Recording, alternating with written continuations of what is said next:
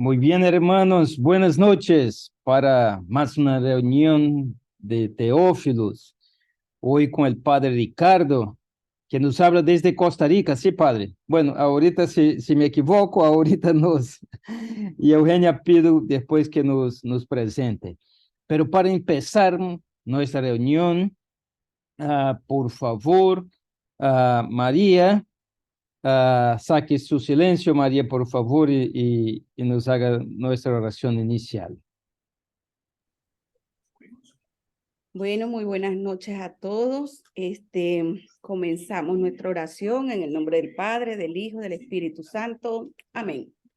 Señor Jesús, en este momento te damos gracias por un nuevo encuentro, Señor. Te damos gracias, Señor, porque siempre estás con nosotros, guiándonos, acompañándonos. Te pedimos en este momento, Señor, que ilumines a cada uno, Señor, de nosotros, en especial al Padre, que nos va a asesorar en esta noche de hoy. Madrecita Santa, cúbrenos con tu manto sagrado y llévanos de la mano a Jesús, Madre. Y te digo, Madre Santa, en esta hora, que nos protejas y nos guíes y que nos ayudes a seguir adelante, Madre. En el nombre del Padre, del Hijo, del Espíritu Santo. Amén. Amén. Muy bien, María, muchas gracias. Qué bella oración. Estuve treinando, ¿ah? Muy bien, muy bien. Muchas gracias, María. Pero bueno, vamos entonces ya al grano, como se dice. Y para empezar nuestra reunión, vamos a poner un video de nuestro hermano Vinicius para ubicarnos exactamente en las lecturas que estamos haciendo. Entonces yo voy a compartir mi pantalla para que puedan, por favor, déjame ver aquí un instantito.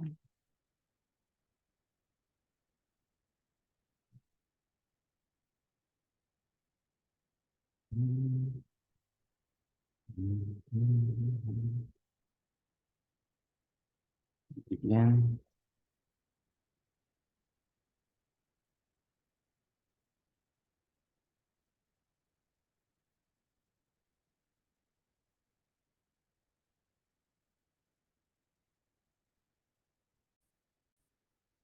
Muy bien. Todos lo ven, ¿sí?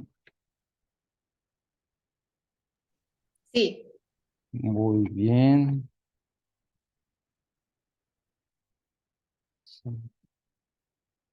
Entonces vamos a ver el profeta, conocer un poquito, un pequeño profeta, pero muy importante.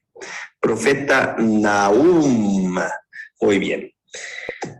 3 vigorosos capítulos que atacan la soberbia de Nínive, la capital de Asiria, de Asur, el símbolo de las fuerzas incontroladas del mal. El periodo que estamos hablando, 663 hasta 612 a.C. Su mensaje consuela a Judá acerca de los juicios que caerían sobre la ciudad de Nínive.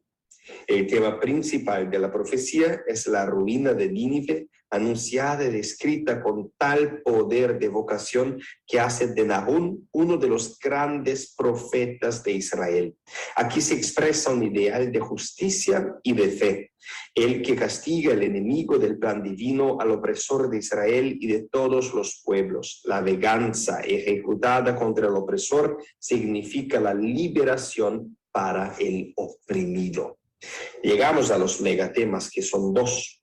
Dios que juzga, o sea, Dios juzgaría la ciudad de Nínive por su idolatría, arrogancia y opresión, y también un Dios que gobierna. Dios gobierna toda la tierra, incluso aquellos que no lo conocen y no lo reconocen. Muy bien. Es estamos hablando tanto de Nínive, esa ciudad. Y ustedes, por supuesto, se han recordado de un personaje, ¿no? Estamos hablando de Jonás, el Jonas, que fue mandado también, el profeta Jonás fue mandado por Dios hasta Nínive. Entonces miren la importancia de esa ciudad y miren las profecías para esa ciudad que no son fáciles. Entonces vamos a la profecía. Empezamos con el profeta Nahum, Onus Nínive, Liber Visiones Nahum Ecclesiae, o en español, el profeta Nahum, Oráculo sobre Nínive, libro de la visión de Nahum de Elcos. Muy bien, estamos por acá en dos partes. La primera parte, un preludio, y la segunda parte, la ruina de Nínive. El preludio. Empezamos con un salmo, la ira de Yahvé, y sentencias proféticas a dos pueblos, de Judá y de Nínive. Y después, para terminar, la ruina de Nínive, el asalto, las amenazas, el león de Asur, las amenazas a Nínive por sus crímenes, el ejemplo de Tebas, la inutilidad de los preparativos de Nínive, el vuelo de las langostas y la lamentación fúnebre. O sea, este es el libro de Nahum, un libro muy pequeñito, en un día lo leemos, 3 páginas, pero de una importancia muy grande. Todos los profetas siempre con una importancia muy grande. Y hablando de profetas, llegamos finalmente a esto, que es para mí, pero no solamente para mí, es para todos nosotros cristianos, un profeta de una importancia extrema. Llegamos hasta Isaías. Vale, la división del libro de Isaías no es fácil, es muy difícil. Y esta orden que leemos tal cual en la Biblia es un nuevo orden que no sigue un criterio cronológico, sino literario, temático y teológico. Algunas ediciones nos ayudan y salvan nuestro trabajo porque tenían un sentido histórico, exactamente como la Biblia de Jerusalén que estamos leyendo. Y habrás notado las inversiones de algunos capítulos y también versículos. Estamos en periodo de los reinados de Joatán, de Ahaz y de Ezequías. O sea, estamos hablando del periodo de 740 hasta 698 antes del Cristo. El gran temor es el imperio asirio de Asur, que ha ido conquistado todo. El pueblo y los reyes se desesperan y comienzan a buscar alianzas políticas y a aceptar el vasallaje de Asiria. Isaías predica la confianza en el Señor y no en alianzas políticas. La cumbre llega con Sennacherib. Isaías en la realidad está dividido en 3 grandes partes. Serían como 3 libros en uno. Entonces vamos a empezar con la primera parte del libro de Isaías, de los capítulos 1 hasta 39. Por acá fue quien le dio el nombre al libro. En el 740 a.C. recibió la llamada, la profecía, nuestro Isaías. Aconsejó la casa de David durante más de 40 años, desde el rey Ocosías hasta el rey Ezequías. Tuvo un papel importantísimo con el rey Acaz inmediatamente antes del exilio, antes del destierro. La primera parte. Oráculos anteriores, la guerra siro-efraimita. Estamos hablando del título, contra el pueblo ingrato, un castigo de Judá. Y acá en castigo de Judá nos aparece la palabra el Santo de Israel, una expresión de Yahvé.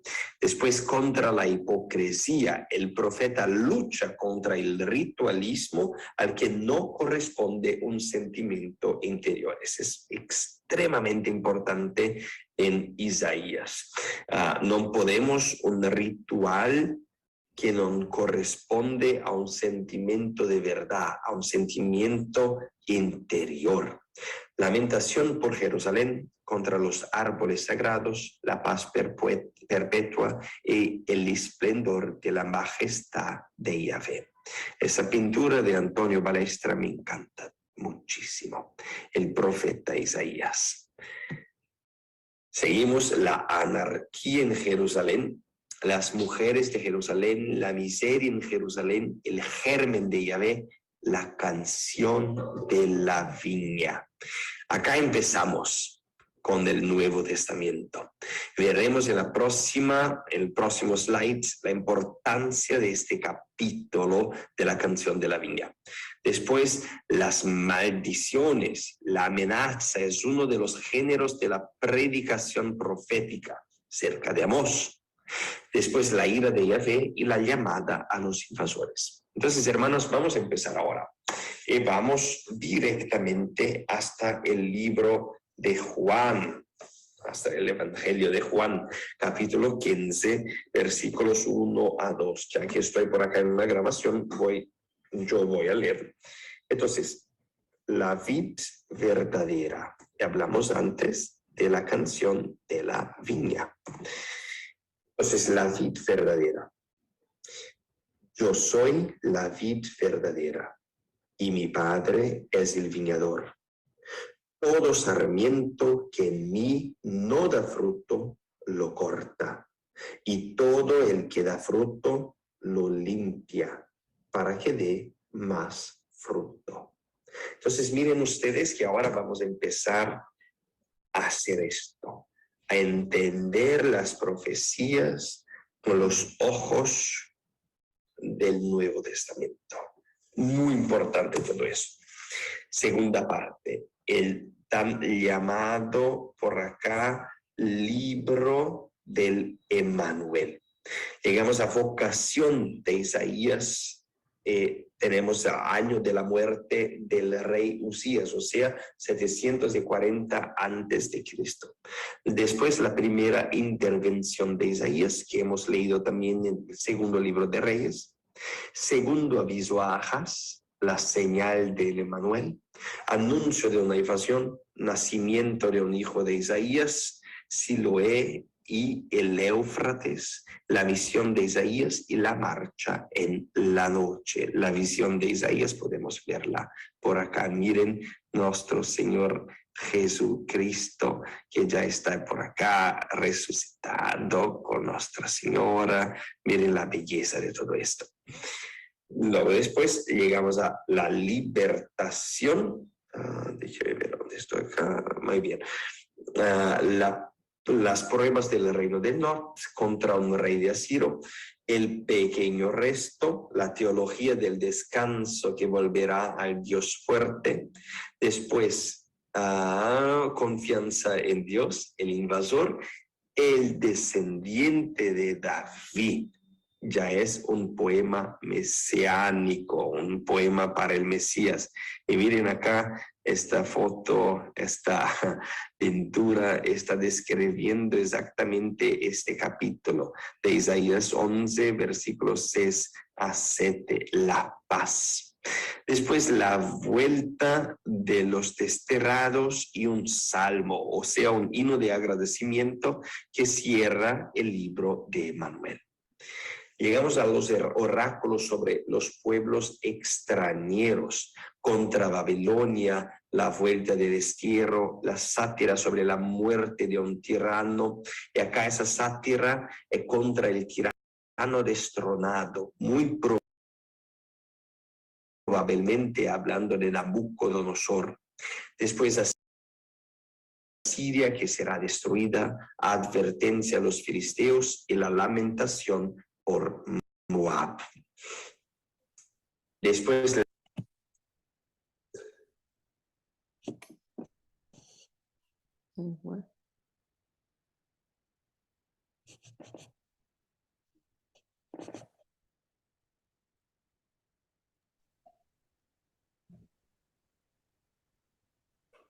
Seguramente se fue la señal. Sí, solo un ratito para ver si me regresa, por favor. Ok. Hay, esos días hay mucha lluvia por acá. Sí, estamos igual acá en Costa Rica.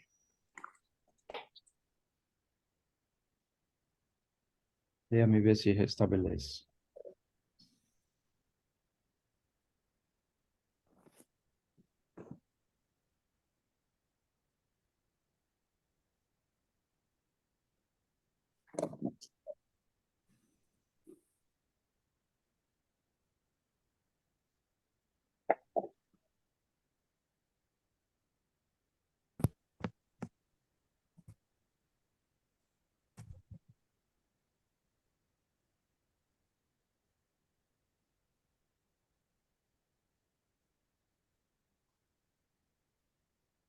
Rubens, igual cualquier cosa, hacemos transmisión con el padre Ricardo. Sí, yo pienso que sí, porque para aprovechar la presencia dele acá, ¿no? Y Sí, después me parece. reactivamos el video, ¿está bien? Entonces déjame sacar el compartir. Ahora no me veo. Ya. Ok. Vale, vamos a hacer entonces una pausa en el video y pedimos disculpa, pero bueno, transmisiones al vivo es así. Y pasamos la palabra entonces al Padre. Bueno, buenas noches a todos.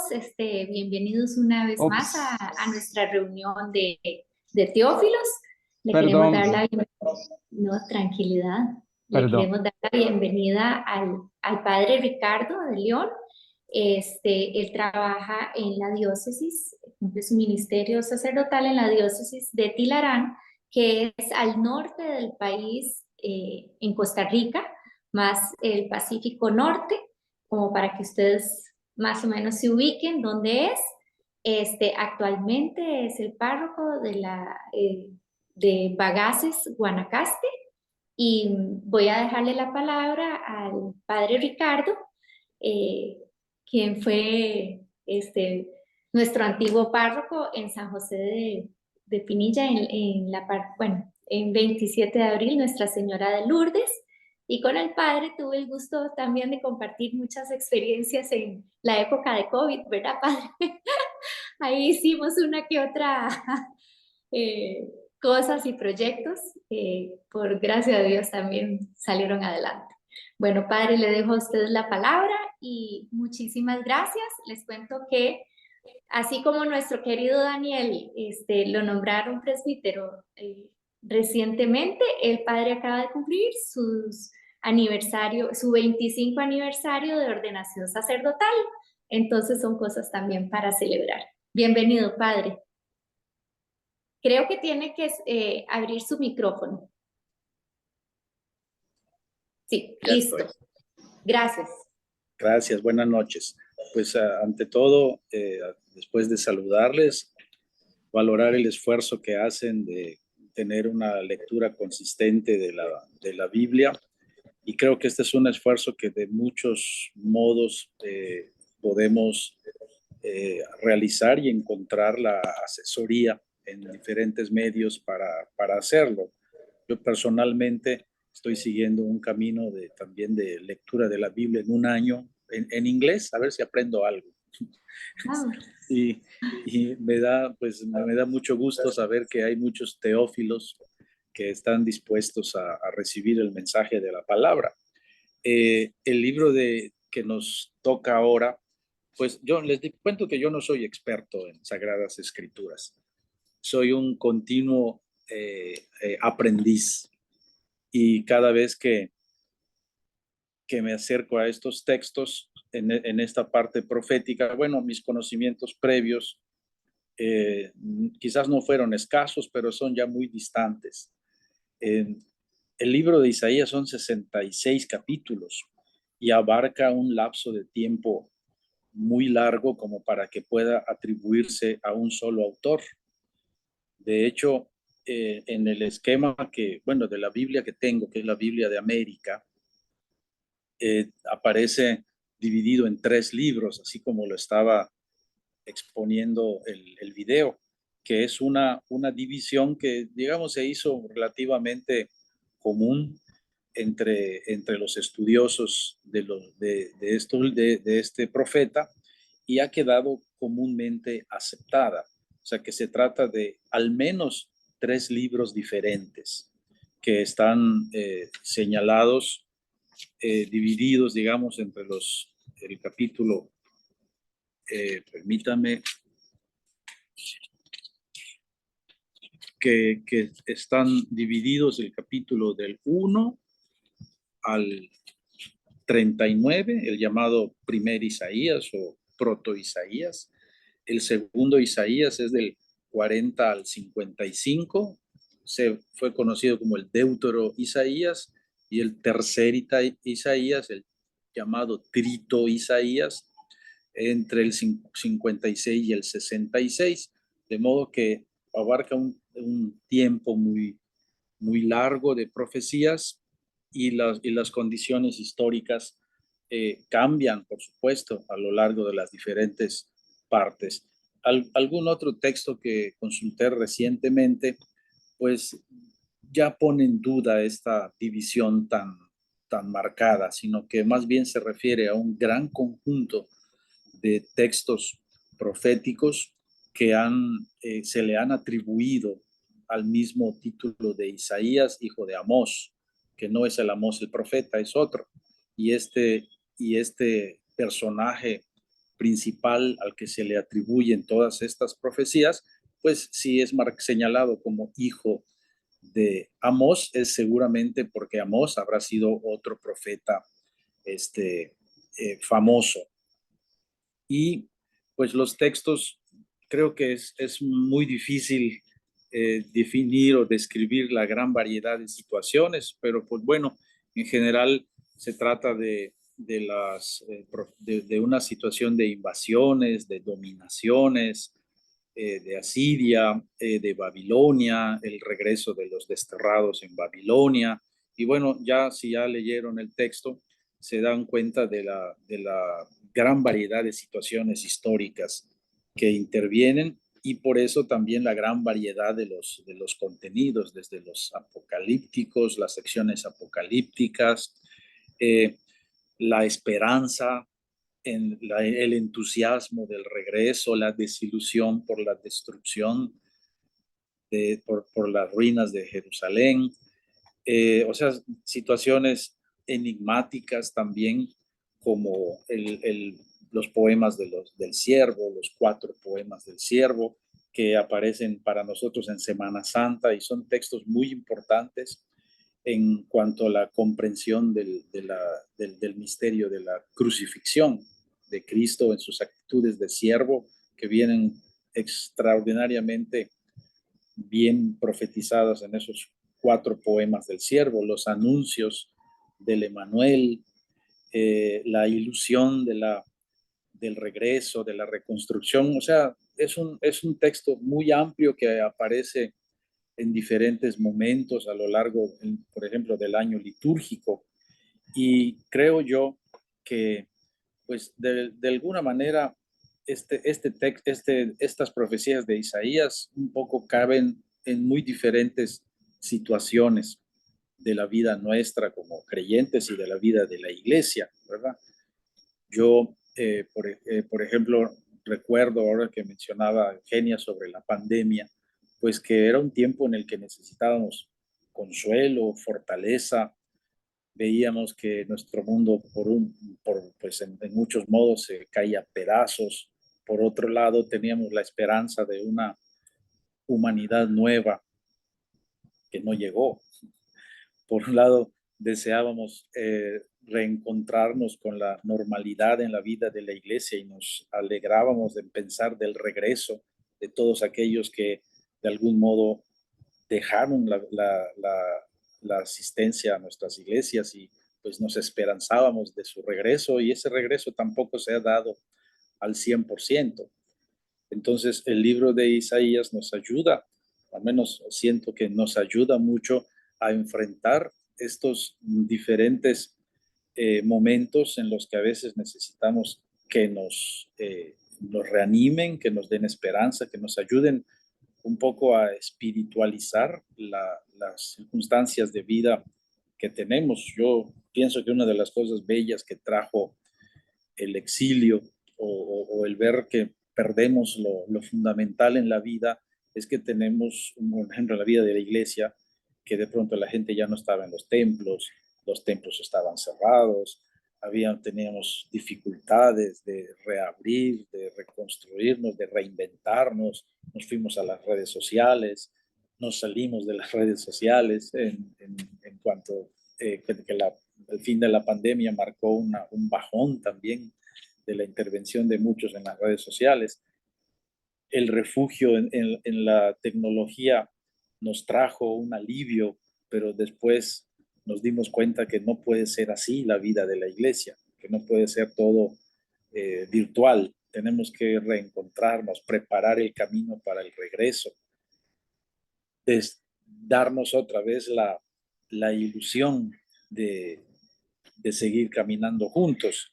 Entonces, como que en diferentes momentos las profecías de Isaías nos alertan, nos animan, nos devuelven la esperanza, nos advierten de que no todo va a ser como lo esperamos, que hay que enfrentar desilusiones en la vida. Entonces, más allá de las cuestiones técnicas o exegéticas, creo que vale la pena dejarse evangelizar o dejarse transformar por las diferentes situaciones que el texto nos presenta y que bien representan los diferentes momentos o las diferentes situaciones de nuestra vida personal y de la vida de la iglesia, que pasa por estos diferentes estadios, ¿no? Anímicos, de compromiso, a veces somos muchos, a veces somos pocos,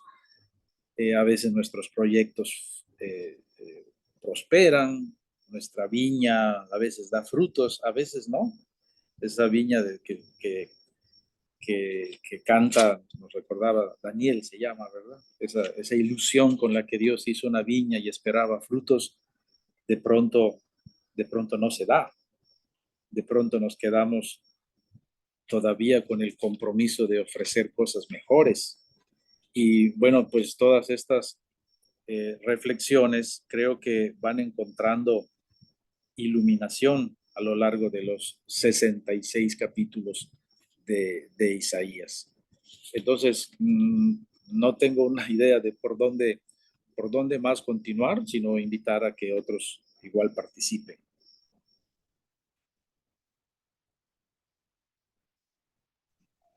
Gracias, Padre Ricardo.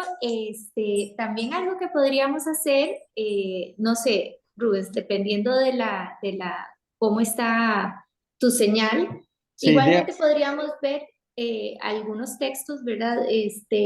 Por decir, que nos unen el Antiguo Testamento, ¿verdad? En esta parte del libro de Isaías, como con el Nuevo. Ahora usted, Padre Ricardo, habló que durante el año litúrgico se usan muchos textos de Isaías, ¿verdad? Entonces, sería muy interesante para nosotros, tal vez, que usted nos explique como qué texto, ¿verdad? Sí. Y entonces uno está más atento, ¿verdad? Porque... Capítulo 9. Capítulo 9. Vamos al capítulo 9, entonces. Sí, estamos en el primer Isaías. En el primer Isaías, ajá.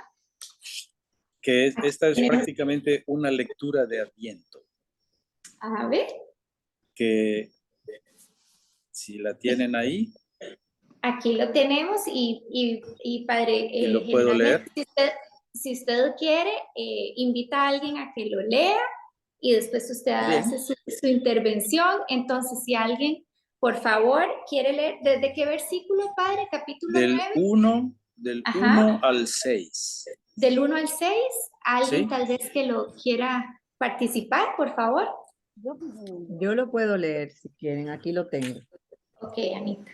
Capítulo 9, versículo empiezo con el 1. Sí. El pueblo que andaba a oscuras vio una luz grande. Los que vivían en tierra de sombras, una luz brilló sobre ellos. Acrecentaste el regocijo, hiciste grande la alegría. Alegría por tu presencia. ¿Cuál la alegría en la siega, como se regocijan repartiendo botín? Porque el yugo que les pesaba y la pinga de su hombro, la vara de su tirano, has roto, como el día de Medián. Porque toda bota que taconea con ruido y el manto rebosado en sangre serán para la quema pasto del fuego. Porque una criatura nos ha nacido, un hijo se nos ha dado. Estará el señorío sobre su hombro y se llamará su nombre Maravilla de Consejero, Dios fuerte, siempre Padre, Príncipe de paz. Grande es su señorío y la paz no tendrá fin sobre el trono de David y sobre su reino, para restaurarlo y consolidarlo por la equidad y la justicia, desde ahora y hasta siempre. El celo de Yahvé Sabaoth da eso. Exacto. Esta lectura es puesta en el Adviento precisamente primero por la luz. Cristo es la luz que vence a las tinieblas. Este es el simbolismo de Navidad por excelencia. Hay que considerar que la Navidad se celebra cuando han apenas terminado los días más cortos del año, las noches más largas del año del hemisferio norte. Entonces, la Navidad está ligada a la fiesta de la luz, que en la antigua Roma era las fiestas del sol vencedor. Y precisamente esta luz que brilla en las tinieblas es profecía de Cristo. Y esta última parte, consejero prudente, Dios fuerte, Padre eterno, príncipe de paz, pues aunque se trata del anuncio de una persona en concreto, es decir, del hijo de un rey que dará inicio a una nueva era, a una nueva época, del retorno de los desterrados, ¿verdad? Cuando en el capítulo 11 ya se anuncia el retorno de los desterrados, pues allí hay una clara connotación cristológica. Y hay otra parte en el capítulo 7 que va por el mismo lado, cuando Dios le dice, pide una señal, y si la señal es la Virgen que dará a luz un hijo, que igual es un texto que aparece en el Adviento. Déjenme ubicarlo con más precisión.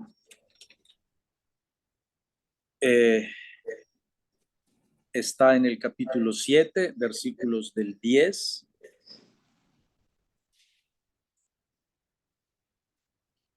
al 17. Si alguien lo quiere leer. ¿Alguien, por favor, que quiera participar?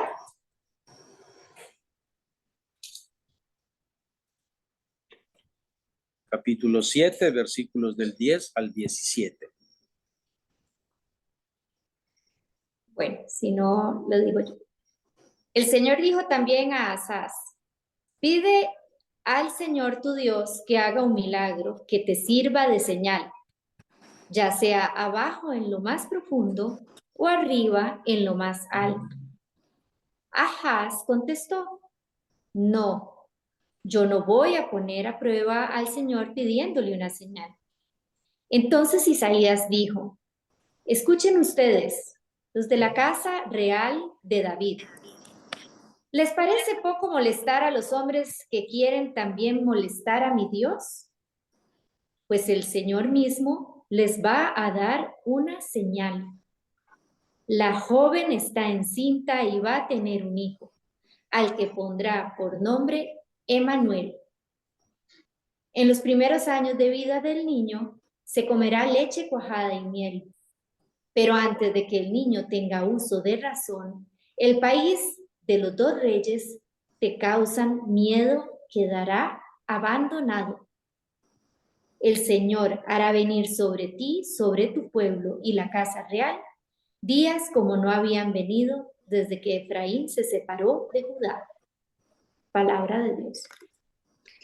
Sí, este signo, esta señal de una joven encinta, este término, aquí, bueno, nosotros en muchos textos decimos una virgen, que esta es una parte importante de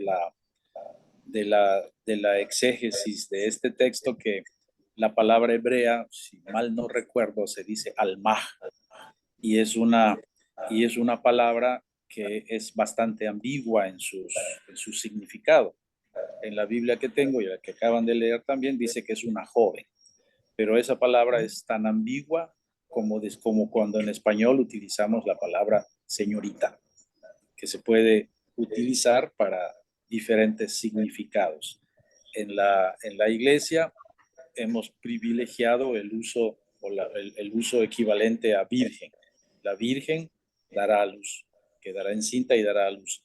Pero en el texto, digamos, entre los sentidos posibles del texto, se puede decir igual una muchacha, una joven, una señorita en general, sin que específicamente se trate de la palabra virgen, aunque sí es una de sus acepciones, igual que la palabra señorita. Entonces, ese texto es relevante. También en el Adviento, ya en el inicio del segundo Isaías, en el capítulo 40, aquí hay capítulo 40, dejarlo del versículo 1 al versículo 4, que, repito, capítulo 40, versículo 1 al versículo 4, que expresa bastante bien las diferentes funciones del profeta. O sea, el profeta, en una visión, digamos, caricaturizada, algunos lo quieren identificar como un aguafiestas. No sé si esa expresión la manejan todos. O sea, una persona que viene a anunciar casi que desgracias, que no hay que confiar, que no hay que dejarse engañar. Pero pues también el profeta tiene una función, la de consolar al pueblo en medio de sus desgracias, en medio de sus problemas. Entonces, este texto de Isaías 40 viene a expresar esta otra función del profeta. O sea, es aquel que viene a interpretar la realidad y a dar consuelo para que no nos dejemos angustiar por las situaciones presentes. Entonces, aún en medio del destierro, el profeta viene a dar una buena noticia. O sea, no solamente viene a dar amenazas de que cuidadito nos aliamos con los asirios, cuidadito nos confiamos de los del norte o los del sur, no, viene a dar el anuncio de que también los tiempos malos terminan.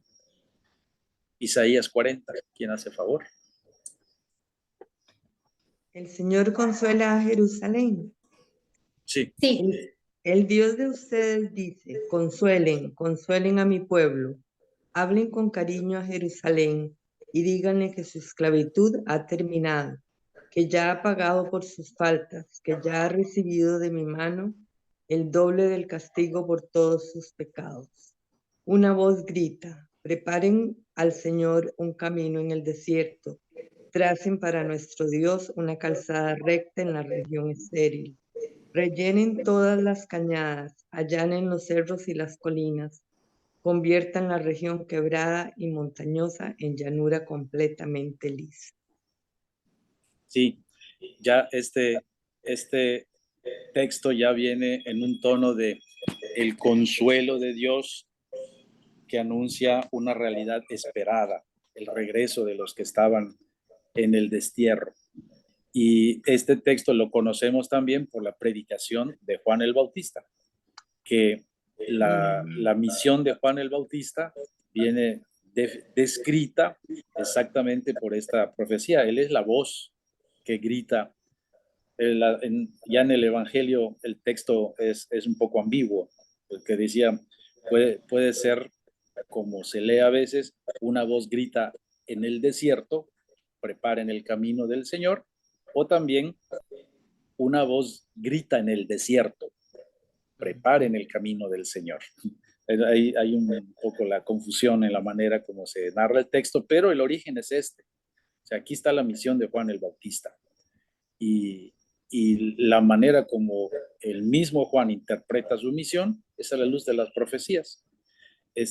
Hay que decir que los textos de Isaías también inspiraron mucho a la comunidad de Qumran. Si han escuchado alguna vez el hallazgo de esos, eran unos manuscritos, unos papiros que estuvieron escondidos por mucho tiempo en unas ruinas, en unas cuevas que se encontraron en Qumran, así se llama, unas cuevas, en algún lugar de Israel, y allí se conservaron por muchos siglos.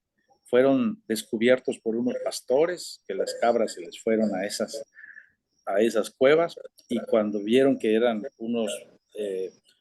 unos rollos, se le llaman así, los rollos del Mar Muerto, pues los vendieron, y de poco a poco fueron recuperándose y ahora están en grandes museos.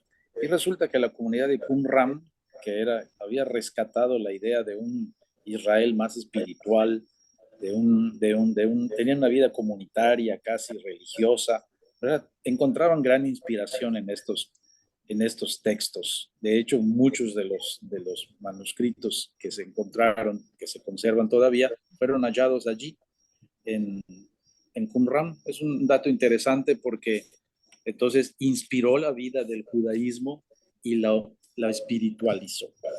Les dio una característica espiritual que también es lo propio de la espiritualidad del destierro. O sea, cuando el pueblo se encontró lejos de su tierra, lejos de su templo, lejos de sus tradiciones, de alguna manera tuvo que reelaborar muchas cosas de la fe y darles un sentido, digamos, más propiamente espiritual. Entonces, la riqueza de Isaías creo que sí tiene mucho de haber aportado al resurgimiento de un judaísmo más espiritual. Y bueno, continuamos Padre, sí, Padre, solo para aprovechar su observación sobre esa descubierta, ¿no? Esa descubierta es bastante reciente. sí, Ella fue hecha en 1947, ¿eh? sí, Incluso la mayoría de los libros fueron descubiertos en arameo, en la lengua arameo, y que al final cuestiona mucho la decisión de los protestantes de excluir textos de la Biblia por no ser escritos en arameo. Y que de verdad se descubrieron que parte de esos libros en esa descubierta ahí están parte de esos libros, ¿no? Cayendo por tierra esta defensa de ellos, o sea, en la verdad, entonces, sí. eso, no sé si comentas algo sobre eso, padre. Bueno, yo Y disculpe sí, sacar del tema, ¿no? Pero sí, no, estamos en eso porque también quiero leer los poemas del Siervo, que también hay un dicho de que estos poemas, puesto que son para nosotros muy claramente referidos a Cristo en su pasión, entonces algunos les llaman que entre los judíos estos textos están prohibidos. Le llaman así los textos prohibidos, los poemas del Siervo. Pero bueno, yo consultando igualmente a personas judías que hablan sobre esto, bueno, es que no se trata de que los excluyan, sino que parece que en la sinagoga no leen todos los escritos. Prácticamente ellos en la porción semanal leen la Torá, básicamente. Los otros textos no tienen el uso litúrgico, digamos, que nosotros tenemos de muchos textos de la Biblia. Parece que en la costumbre judía ellos leen solamente los textos de la Torá. Si alguien tiene otra información, la puede compartir. Pero no es que haya una exclusión de estos textos, sino simplemente, o de estos fragmentos, sino que simplemente ellos no los utilizan en sus lecturas semanales. Porque sí quisiera que le echemos un vistazo a estos poemas del siervo, que nosotros los leemos específicamente en la Semana Santa. Y para nosotros estos textos no solamente reflejan la pasión de Cristo, sino que le dan significado. La cuestión es que en realidad estos textos tienen hay pocas hipótesis sobre a quién se puede referir. De hecho, son textos pues casi oscuros de que no se sabe a quién se refieren, pero cuando lo leemos a la luz de Cristo, pues son anillo al dedo. Vamos a ver si alguien lo puede hacer. El capítulo 42 es el primer poema del siervo. Vamos a leer del 1 al 4 para poder leer un poco los otros. Si yo lo voy a leer. Sí. He aquí a mi siervo, a quien yo sostengo, mi elegido, al que escogí con gusto. He puesto mi espíritu sobre él y hará que la justicia llegue a las naciones. No clama, no grita, no se escuchan proclamaciones en las plazas. No rompe la caña doblada, ni aplasta la mecha que está por apagarse, sino que hace florecer la justicia en la verdad. No se dejará quebrar ni aplastar, hasta que establezca el derecho en la tierra. Las tierras de ultramar esperan su ley. Palabra de Dios. Alabamos, Señor. Entonces, ya en primer lugar, el que Jesús mismo se haya identificado con un siervo, que en su visión, se los cuento, sí, en la visión mesiánica había 4 tipos de esperanza o de formulación de la esperanza mesiánica. Se esperaba en un Mesías rey, en un Mesías sacerdote, en un Mesías, se me está olvidando el tercero, ahorita me acuerdo, y el cuarto modelo mesiánico es el del siervo. Entonces, de entre estos modelos mesiánicos, o sea, el rey, el sacerdote, el libertador y el siervo. Jesús le da la interpretación a su propio mesianismo a la luz del concepto de siervo. Y este concepto está muy ligado a estas profecías de Isaías. Cuando Jesús proclama su mesianismo, lo proclama siempre anunciando su pasión. Y la palabra hijo también se puede entender como siervo. Jesús vino a servir y no a ser servido. Entonces, de algún modo, el concepto que Jesús pasa del Mesías es aquel que va a sufrir, que se va a entregar, que va a morir. Entonces, esta primera parte ya nos habla, este primer texto nos habla del carácter del siervo y de la manera, he puesto sobre él mi espíritu, es el Mesías, porque que recibe el espíritu es el ungido, que se dice Mesías en hebreo, Cristo en griego, ungido en español.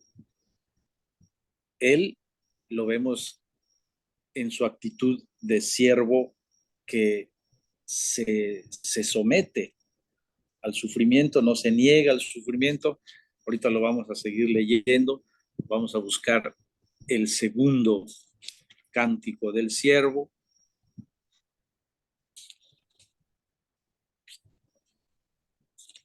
Ya les digo en dónde está. Me parece que está en el capítulo 49, el capítulo 49, precisamente.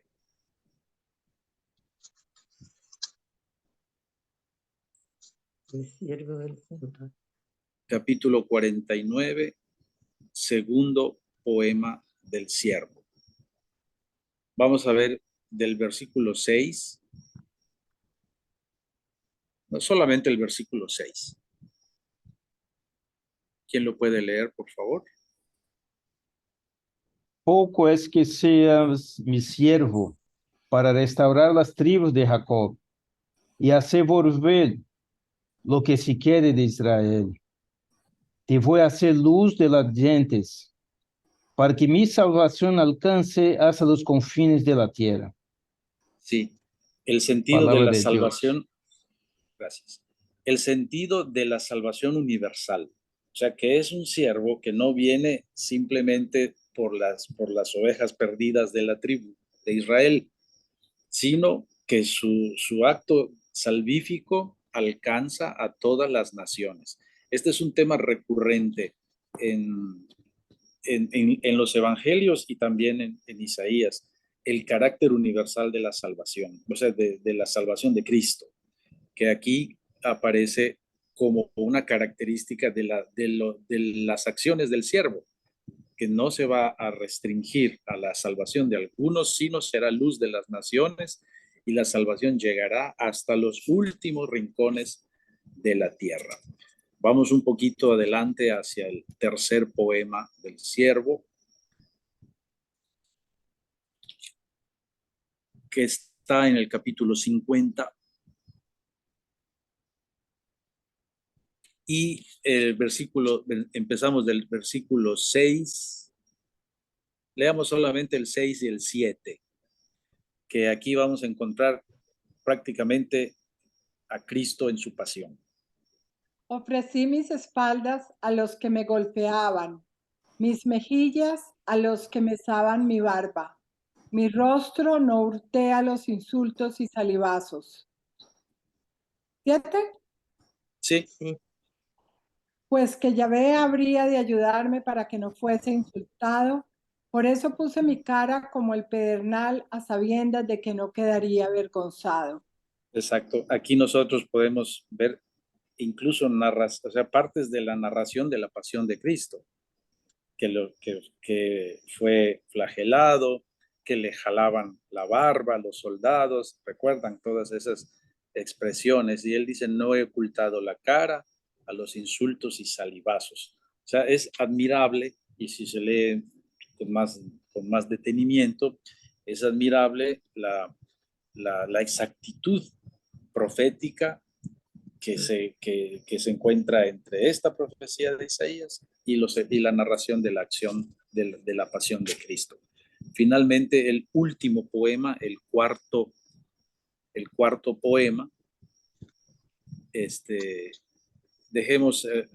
empieza en el versículo 13 del capítulo 52, y yo les sugeriría leer los últimos versículos del 13 hasta el final del 52. ¿Quién puede hacer favor de leerlo? Del 13 al 15 del versículo del capítulo 52. He aquí que prosperirá mi siervo, será enaltecido, levantado y ensalzado sobremanera. Así como se asombraron de él muchos, pues tan desfigurado tenía el aspecto que no parecía hombre, ni su apariencia era humana. Otro tanto se admirarán muchas naciones. Ante él cerrarán los reyes la boca, pues lo que nunca se les contó verán y lo que nunca oyeron reconocerán. Y sin embargo, si seguimos con la parte en el capítulo 53, empezando del versículo 3, entonces ya se habla de la eficacia del sacrificio del siervo. Si gustan leerlo, a partir del versículo 3 hasta hasta el 5 o hasta el 6, para que hablemos del sufrimiento vicario, que sus sufrimientos tienen un sentido y la causa de sus sufrimientos somos nosotros. Capítulo 53, versículo 3 al 6, por favor. Despreciado por los hombres y marginado, hombre de dolores y familiarizado con el sufrimiento, semejante a aquellos a los que se les vuelve la cara, no contaba para nada y no hemos hecho caso de él. Sin embargo, eran nuestras dolencias las que él llevaba, eran nuestros dolores los que le pesaban. Nosotros lo creíamos azotado, por Dios castigado y humillado.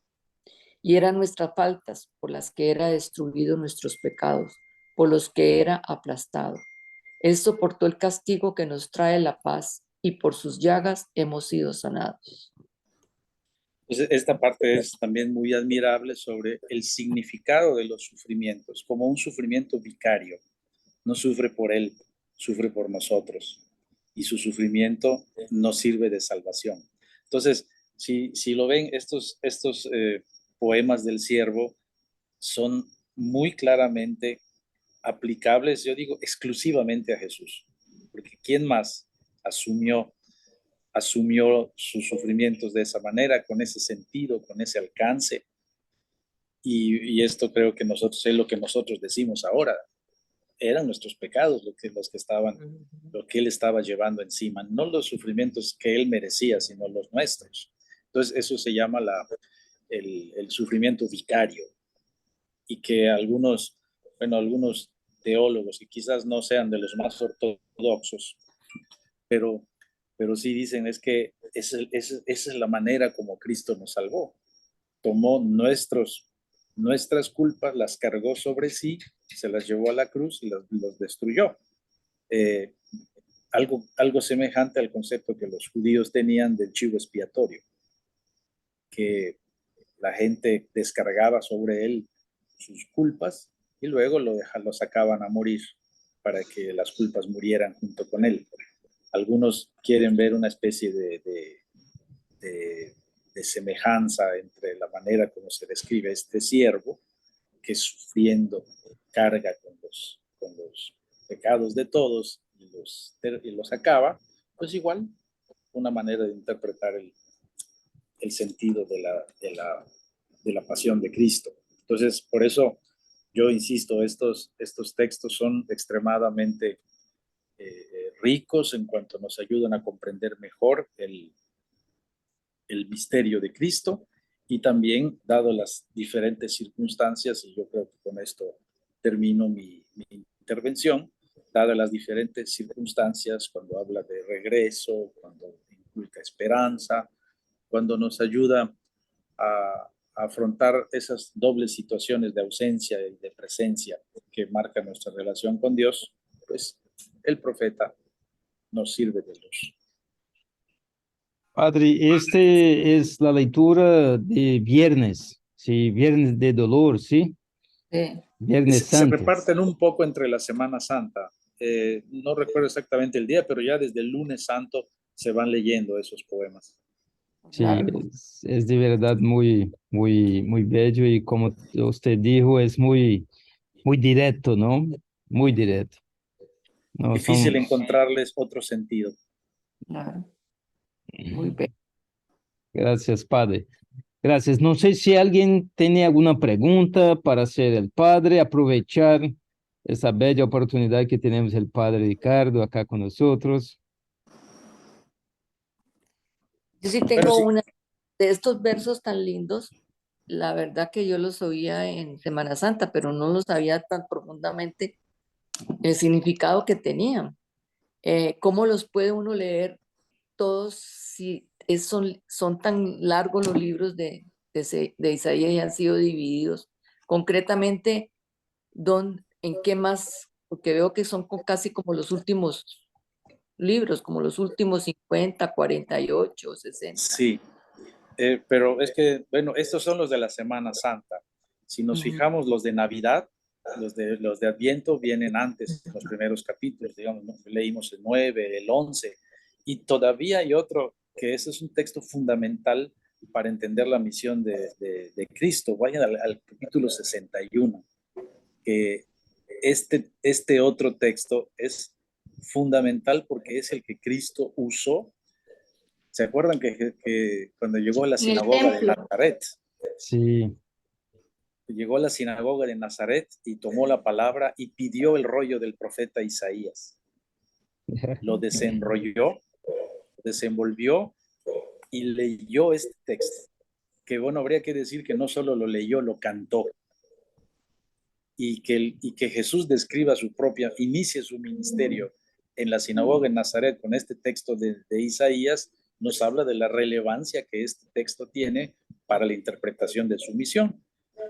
Acuérdense que el Evangelio lo dice exactamente así, creo que es Lucas 4, exactamente, cuando entra a la sinagoga de Nazaret, pide el texto del profeta Isaías y lo leyó. Entonces, si lo gustan leer. ¿60? 61. 61. ¿Cuáles son los Del 1, digamos al 1 y 2. El Espíritu del Señor Yahvé está sobre mí. Sepan que Yahvé me ha ungido. Me ha enviado con un buen mensaje para los humildes, para sanar los corazones heridos, para anunciar a los desterrados su liberación y a los presos su vuelta a luz. Para publicar un año feliz lleno de los favores de Yahvé y el día del desquite de nuestro Dios, me envió para consolar a los que lloran. Y luego Jesús cerró el libro y dijo, hoy se ha cumplido la escritura. O sea que la manera como Jesús describe su propia misión es inspirada en estos textos de Isaías. Por eso, anunciado como aquel signo del hijo de la joven que dará la luz, anunciado como la luz, anunciado en su pasión por los poemas del siervo, y él mismo dándole el sentido mesiánico a su ministerio a partir de esta descripción del capítulo 61. Y estamos hablando que son de tres partes diferentes del libro de Isaías. O sea, en la división que se hace ahora del primero, del segundo y del tercer Isaías. Entonces, Padre, esa parte es muy impactante, ¿verdad? Que en diferentes partes se refiera sea tan fuerte la relación entre la concepción de la misión de Jesús y la inspiración del profeta. Padre, disculpe, Está en Lucas, perdón, está en Eso Lucas es. 4, capítulo 18, versículo Léelo. 18. Léelo, Eugenia, Ok, entonces, por favor, el 4 del, está en Lucas, del lectura 18 al 21, ¿eh? Ok. El Por Espíritu favor. del Señor está sobre mí, porque me ha consagrado para llevar la buena noticia a los pobres. Me ha enviado a anunciar libertad a los presos y dar vista a los ciegos, a poner en libertad a los oprimidos, a anunciar el año favorable del Señor. Luego Jesús cerró el libro, lo dio al ayudante de la sinagoga y se sentó. Todos los que estaban allí tenían la vista fija en él. Él comenzó a hablar diciendo, hoy mismo se ha cumplido la escritura que ustedes acaban de oír. Palabra de Dios. Entonces, cuando Jesús hace el exégesis del texto, es mejor leerlo desde Jesús, porque lo que Jesús hace es darle el sentido pleno a esta profecía de Isaías. Y esto es lo impactante que para mí tiene este libro, la manera como nos anuncia al Mesías. Qué bello, Padre, qué bello. De verdad que qué belleza es entender bien y hacer las ligaciones, ¿no? Del Antiguo con el Nuevo Testamento. Sí. No sé si alguien tiene más alguna pregunta para aprovechar. Bueno, si no tiene, Padre, me gustaría abusar un poquito de su presencia acá con nosotros, si me permite, disculpe. Estoy de acuerdo. Pero no puedo dejar pasar que en ese mes de junio es un mes muy festivo, ¿no? En nuestra iglesia. especialmente en esta semana y domingo. Bueno, domingo nosotros conmemoramos, pero el día 8, que es la fiesta de Corpus Christi. O sea, tenemos la fiesta de Corpus Christi, tenemos más al final del mes, bueno, día 16, Sagrado Corazón, que lleva la celebración de todo el mes de junio. Inmaculado Coração de Maria, dia 17, 27, se não me engano, Pedro e Pablo, apóstolos, ou seja, é um 29. mês, 29, perdão, é um mês bastante rico, não? É um mês que muitos países, como Panamá, Sí. por exemplo, comemoramos o mês da família, pero me gostaria que hiciera algum comentário sobre esta bella festa que nosotros conmemoramos, nuestra iglesia conmemora en esta semana, ¿no? Y varios en domingo, ¿no? Día 11. Con mucho gusto. Después de Pentecostés vienen una serie de fiestas que no son pascuales ya, porque terminó el tiempo pascual, pero de alguna manera son continuación o prolongación del espíritu de la Pascua. Primero, no sé si en todos los países, pero ya se ha instaurado desde hace algunos años una fiesta el jueves después del Domingo de la Santísima Trinidad, que aquí en Costa Rica ya se instauró. También en México es la fiesta de Jesús, sumo y eterno sacerdote. No sé si esa fiesta se celebra también en otros países. Si alguien fue a misa el jueves pasado, podría decir si la celebran o no. Esa fiesta está ligada a la ascensión. Cuando Jesús sube al cielo y se sienta a la derecha del Padre, Él está sentado allí como sumo y eterno sacerdote, intercesor ante el Padre, mediador entre Dios y los hombres, pontífice y como juez de vivos y muertos. Entonces, esa fiesta de Jesús sumo y eterno sacerdote, digamos, le planifica el sentido a la ascensión. Después viene la fiesta de la Santísima Trinidad, que celebramos el domingo pasado, que hay que decirlo con claridad. O sea, no se trata de una fiesta, digamos, que celebre al Padre, al Hijo y al Espíritu Santo, porque eso lo hacemos siempre. O sea, lo que celebra es la formulación de la fe de la Iglesia y nos ayuda a tener un sentido más claro de la imagen que debemos tener de Dios. Cada vez que decimos Dios, ¿en qué pensamos? 3 personas, una sola naturaleza, y bueno, es una fiesta que trae muchas cosas porque ya entendemos mejor después de Pentecostés el misterio de Dios. Entonces me parece que es una fiesta que le da mucho sentido. Después, el próximo domingo, la fiesta de Corpus Christi, que tiene en su origen una serie de milagros eucarísticos sucedidos en la Edad Media. Esa fiesta de Corpus Christi se centra en la presencia de Jesús en la Eucaristía, también como prolongación de la Pascua, porque en la Pascua hay prácticamente una semana dedicada en el tiempo pascual al discurso del pan de vida, que es una manera de profundizar en la presencia viva de Jesús en la iglesia, después de la resurrección, en el misterio eucarístico. Entonces, creo que se puntualiza, así como este domingo pasado se puntualizó el sentido de la fe de la iglesia en relación a Dios, este próximo domingo la iglesia como que le da sintonía fina a la fe eucarística, a lo que significa la presencia real de Jesús en la vida de la iglesia, y a nivel litúrgico está la única procesión que es litúrgica, la procesión con el Santísimo Sacramento. Las otras procesiones de algún modo son devocionales, pero esta procesión tiene carácter litúrgico, está mandada. Por ejemplo, la del Domingo de Ramos no es una procesión, es como una entrada larga, ¿no? Pero siempre es parte de la entrada. En cambio, la de Corpus Christi es la procesión de las procesiones, y en muchos lugares se resalta con gran belleza, ¿verdad?, esta celebración.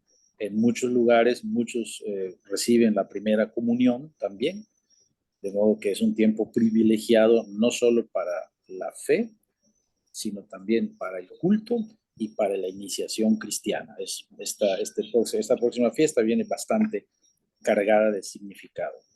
Las que siguen después, la del Sagrado Corazón de Jesús, el viernes, y el Inmaculado Corazón de María, están, digamos, yo les noto gran analogía a esa fiesta con la de cómo ha surgido también la de la Divina Misericordia, que empieza por una revelación privada que después adquiere un carácter litúrgico.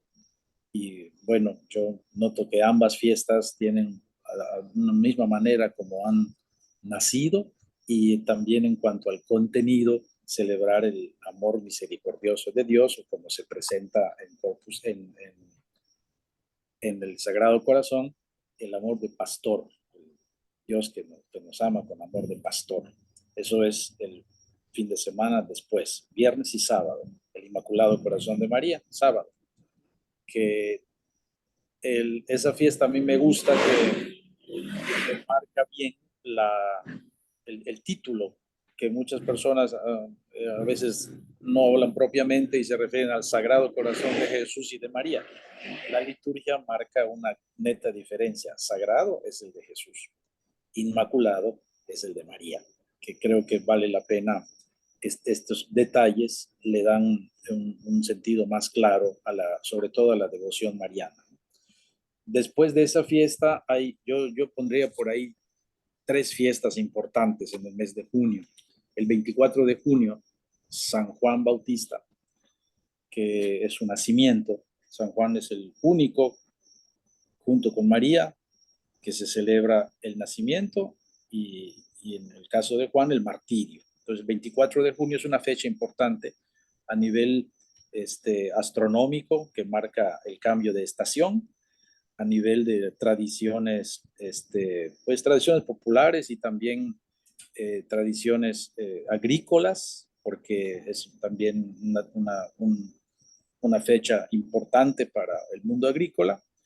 Y eso es el 24 de junio. El 27 de junio, la fiesta del Perpetuo Socorro, que me imagino que estará muy difundida, que es la fiesta de los redentoristas, de los religiosos redentoristas, y también hay muchas iglesias dedicadas a Nuestra Señora del Perpetuo Socorro. El 29 de junio tiene un sentido muy eclesial, porque es el día de San Pedro y de San Pablo, y en todo el mundo se realiza una colecta especial que se llama la del óbolo de San Pedro, que se realiza en diferentes modalidades, y que básicamente la invitación a los fieles a participar de la llamada caridad del Papa. Eso quiere decir que lo que se entrega en esa colecta del óbolo de San Pedro es enviado directamente a la Santa Sede, que utiliza esos fondos, por ejemplo, cuando hay terremotos, hay huracanes, proyectos para combatir el hambre, la sequía, para eso sirven. Entonces, todo este mes de junio está lleno de celebraciones. Hay que disfrutarlo. Viviremos Gracias, en Padre. una fiesta este mes, Padre. Qué emoción. Gracias, Padre, gracias. Padre, muchas gracias por su presencia aquí, por su apoyo, por sus conocimientos. De verdad, estamos muy agradecidos. Espero que possamos contar com, porque quem põe o pé aqui normalmente aí é chamado mais vezes. Espero que Eugenio não te deixe mais olvidado. Pero muchas gracias, de verdad, muchas gracias, Padre. Y te pediría más una cosita, por favor, que nos regales su bendición, Padre. El Señor esté con ustedes. Y con tu espíritu. Que la bendición de Dios Todopoderoso, Padre, Hijo y Espíritu Santo, descienda sobre ustedes. Gracias, Padre. Amén. Amén, Padre. Muchas gracias. Muchas gracias. La presentación que no logramos, yo voy a poner entonces el chat. ¿Está bien? Muchas gracias a todos y hasta luego. Gracias, Padre. Feliz noche y Gracias, descansen. Padre. Gracias por todo. Buenas noches.